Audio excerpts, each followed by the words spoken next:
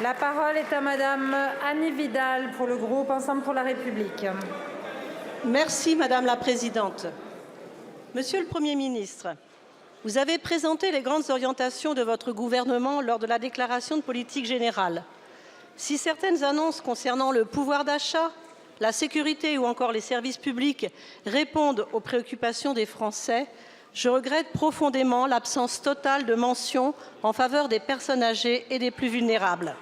Aujourd'hui, 14 millions de nos concitoyens sont âgés de plus de 65 ans et parmi eux, un nombre exponentiel des plus de 85 ans avec un risque avéré de perte d'autonomie. Pourtant, vous n'évoquez dans votre feuille de route ni les difficultés des EHPAD qui subissent une crise financière sans précédent, ni l'accompagnement à domicile, pourtant indispensable pour permettre à nos aînés de vieillir dignement chez eux selon leur choix. Cela me semble d'autant plus préoccupant que les besoins bien connus deviennent urgents. Le vieillissement de la population s'accélère. Les personnels des établissements sont à bout de souffle et les services à domicile peinent à assurer leur mission faute de moyens.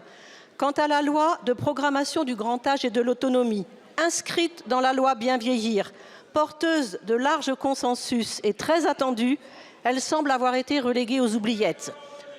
Le silence de votre discours sur ces sujets pourtant cruciaux ne peut qu'inquiéter les familles aidantes, les professionnels et les associations d'usagers qui se battent chaque jour pour garantir des conditions de vie décentes aux personnes âgées. Monsieur le Premier ministre, pouvez-vous nous dire quelles mesures concrètes votre gouvernement entend prendre pour répondre à cette crise ? Quelles perspectives offrez-vous aux Français qui attendent une prise en charge adaptée, que ce soit en EHPAD ou à domicile? Et enfin, allez-vous inscrire à l'agenda parlementaire la loi de programmation afin de répondre à cette urgence sociale? Excellent. Je vous remercie, Madame la députée. La parole est à Madame Agnès Canayer, ministre en charge de la Famille et de la Petite Enfance. Merci Madame la Présidente, Mesdames et Messieurs les députés, Madame la députée Annie Vidal.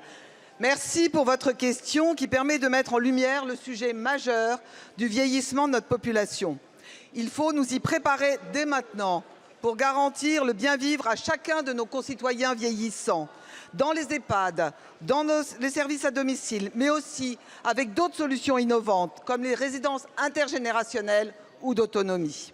L'engagement du gouvernement sur les enjeux liés au grand âge est total et se traduit dans les priorités que le ministre Paul Christophe a énoncées devant le secteur et dans la construction du PLFSS pour 2025. Ce budget est un budget d'investissement d'avenir pour notre modèle de protection sociale que nous devons tous protéger. Il prévoit une hausse des moyens par la branche autonomie de 2,4 milliards d'euros, supérieure à celle qui était prévue en 2024. Elle comporte une enveloppe supplémentaire à destination des aides à domicile pour permettre de renforcer leur mobilité, prévue par la loi Bien vieillir, dont vous avez été la rapporteure.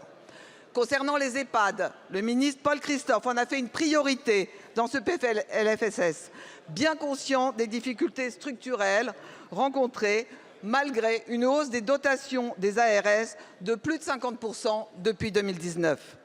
En 2025, le gouvernement propose ainsi d'augmenter le sous-objectif de l'Ondam de 6%, permettant notamment de poursuivre le recrutement de nouveaux professionnels, de réaliser une réforme ambitieuse de la tarification et pour mettre fin aux disparités territoriales et de prévoir les investissements immobiliers. Le PLFSS prévoit encore une plus forte régulation des dépenses d'intérim. Enfin, la loi Bien vieillir permettra de mettre en place, à partir de janvier 2025, la différenciation du tarif payé par les usagers pour l'hébergement dans les EHPAD en fonction de leur situation. Merci le beaucoup, gouvernement Madame est prêt à aller la plus loin. ministre. Merci beaucoup. Plus de temps pour vous, Madame la députée. La parole est à Monsieur Harold